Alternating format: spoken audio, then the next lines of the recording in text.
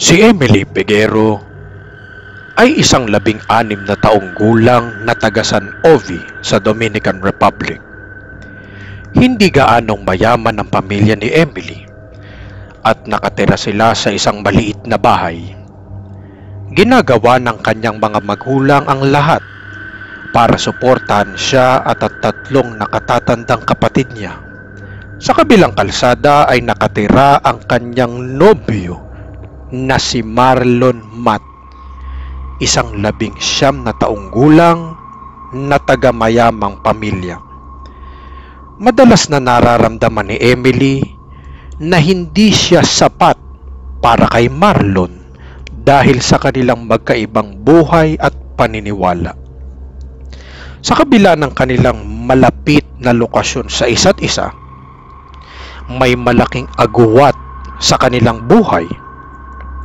Naging magkakilala ang dalawa noong bata pa sila at naging magkasintahan sila nang si Emily ay 15 at si Marlon ay 18 taong gulang. Ang edad ng pagkakaroon ng relasyon sa Dominican Republic ay 18, ngunit pinayagan ng mga magulang ni Emily ang relasyon nila noong 2017. Nang si Emily ay 15 pa lamang, natuklasan na siya ay nagbubuntis sa anak ni Marlon. At sa Dominican Republic, illegal ang abortion. Katoliko rin ang pamilya ni Emily. Kaya naman, ang pagpapalaglag ay hindi bawal. Alam din ni Emily na ang pagpapalaglag ng illegal ay maaaring magdulot ng malubhang parusa sa batas.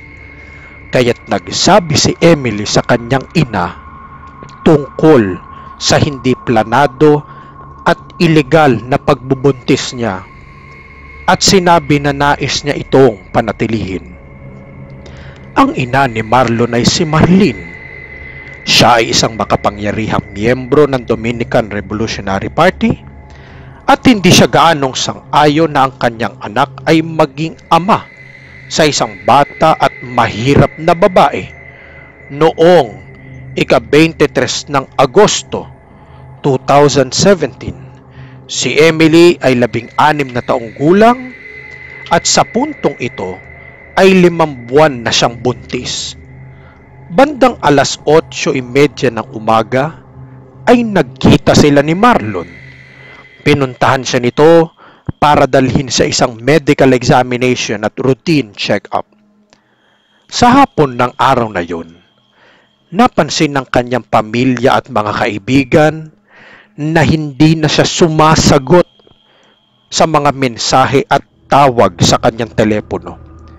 Ito ay labis na nakababahala dahil hindi ito ang karaniwang ugali ni Emily. Nag-alala ang ina ni Emily habang lumilipas ang mga oras nang walang anumang balita sa kanyang anak. Tumawag siya kay Marlon at si Marlon naman ang sumagot ng telepono. Sinabi niya sa ina ni Emily na hiningi ni Emily na iwanan siya sa isang gasolinahan. Ito na ang huling beses na nakita o narinig niya si Emily. Medyo nakakabahala ito para sa ina ni Emily, kaya't pumunta siya sa gasolinahan at nagtanong kung maaaring makita ang CCTV footage. Walang nakikitang anumang senyales ni Emily sa CCTV footage. Sa panahon na sinabi ni Marlon na ibinaba niya si Emily, nag-report agad ang pamilya ni Emily sa mga otoridad bilang nawawala. Si Marlon ang unang pinagdududahan dahil siya ang huling nakita si Emily. Kinabukasan, ika-24 ng Agosto, wala pa ring balita kay Emily. Sinabi ng ina ni Emily sa media na pinaghihinala ang alam ni Marlon at ng kanyang ina kung nasaan ang kanyang anak at naisip na baka dinala siya upang magpa-aborsyon ng illegal. Nang araw ding yun, nagkaroon ng press conference sina Marlon at Marlene sa kanilang bahay. Sa press conference, nakapatong ang ulo ni Marlon sa kanyang mga kamay at paulit-ulit na tumitingin sa baba. Sinabi niya sa mga reporter, "Meron kaming mga problema. Ngunit karaniwan lamang ang mga problema sa mga magkarelasyon. Tinanggap namin ang kanyang pagbubuntis. Sinabi namin na patuloy kaming magtatagumpay. Gusto kong maglabas ng pampublikong anunsyo. Emily, kahit nasaan ka man, pakiusap namin. Naghihintay kami sa iyo ng buong puso."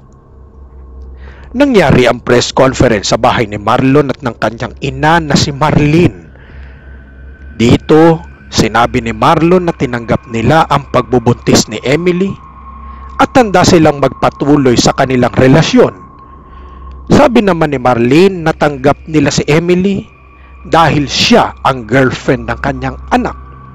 Sinabi pa niya na sumuporta sila sa kanila simula nang malaman nilang buntis si Emily at hinihiling nila na bumalik na siya dahil nag-aalala na sila. Pero nang mapanood ito sa YouTube, napansin ng mga manonood na mukhang may hindi tama sa mga sinasabi nila. Noong ika-26 ng Agosto, dinakip si Marlene dahil siya'y itinuturing na pangunahing suspect. Gumamit ang pulisya ng geolocation ng telepono ni Emily. Na-trace nila ang telepono hanggang sa nalocate nila ang isang apartment na pag-aari ni Marlon. At doon ay nakatagpo sila ng maruming kama at maruming mga tuwalya. Ito ay nagbigay ng kredibilidad sa teorya na si Emily ay kinuha para sa isang illegal na abortion. Pagkatapos ay nagpakilala ang isang security guard sa apartment complex kung saan sinabi niya na nakita niya si Marlon na nagdadala ng isang sako palabas ng gusali at inilagay ito sa likod ng isang kotse. Nagsabi si Marlon na magpapakulong siya upang tulungan ng mga pulis sa investigasyon nila at naniniwala siya na hindi siya kasabwat sa anumang krimen. Nang malaman ang balita tungkol sa security guard, nag-umpisang magbago ang disposisyon niya. Dumadami ang ebidensya laban sa kanya. Sa parehong araw, nagpakumpisal siya sa pulisya na siya nga ang pumatay kay Emily. Sinabi niya ang lokasyon kung saan nakalibing ang katawan ni Emily. Dinala ng mga pulis si Marlon sa lugar at siya ay nanatili sa loob ng sasakyan habang hinahanap ng mga pulis ang katawan. Pagkalipas ng ilang oras, hindi nila natagpuan ang katawan ni Emily. Sa halip, natagpuan nila ang mga bangkay ng 18 taong gulang na babae na pinatay at walang kaugnay sa kaso.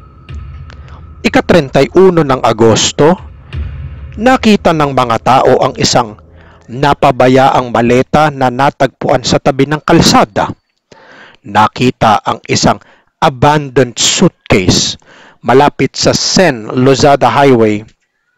At pagkabukas nito ay natagpuan ang decomposing body ni Emily at ang fetal remains sa loob ng kanyang katawan. Napansin rin na may mga tama ng mga matulis na bagay sa kanyang genitals. Matapos ang investigasyon, ay napag-alaman na si Marlon ang nagpapatay kay Emily.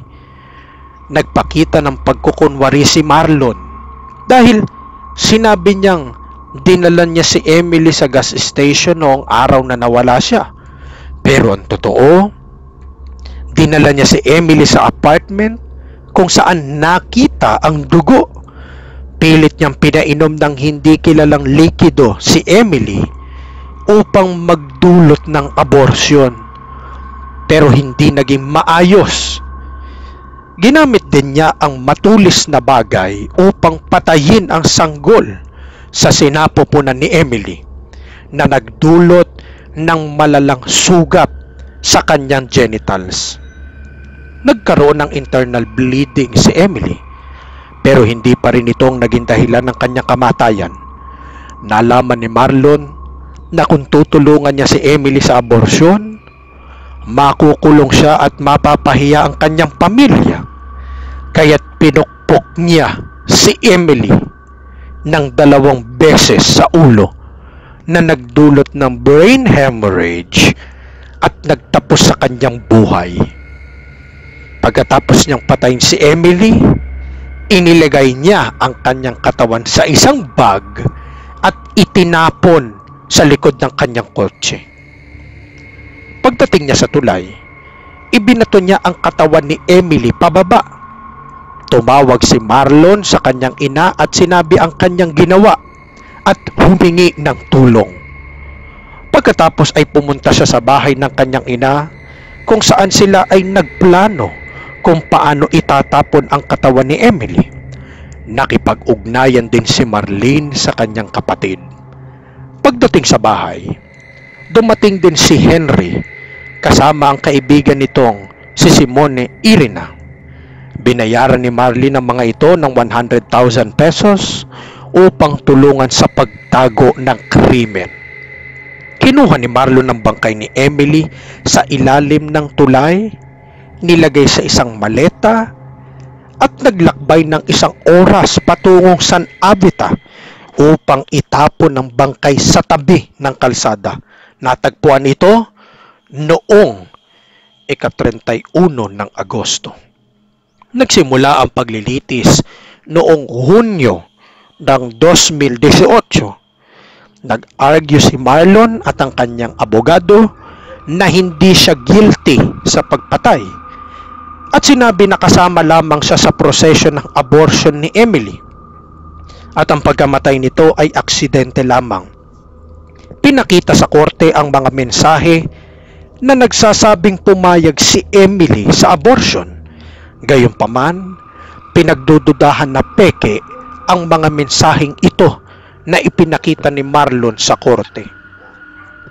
Ang prosecution team ay humiling ng 30 taong pagkakakulong para kay Marlon at 20 taon naman para sa kanyang ina na si Marlene dahil sa pagtulong nito sa pagtakip sa krimen. Nagalit ang publiko dahil sa kaso at lalo pa nilang kinamuhian si Marlene. Kailangan pa ni Marlene magsuot ng proteksyong armor at may mga armadong gwardiya na nagbabantay sa kanya sa tuwing ito ay lumalabas.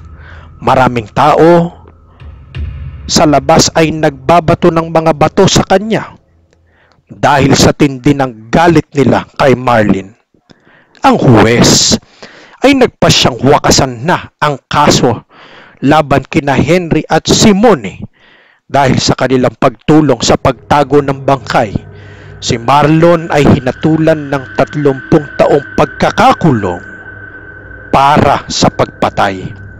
Sa paglilitis, si Marlon ay pinarusahan ng 30 taon sa bilangguan dahil sa pagpatay kay Emily.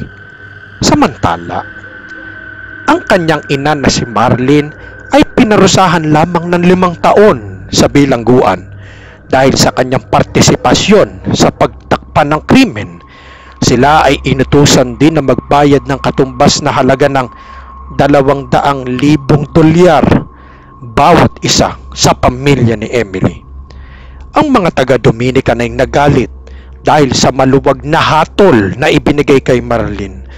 Dahil sa resulta, nag-umpisa silang mag-rally sa kalsada. Sila ay nagtatapon ng mga bagay sa militar at pulis.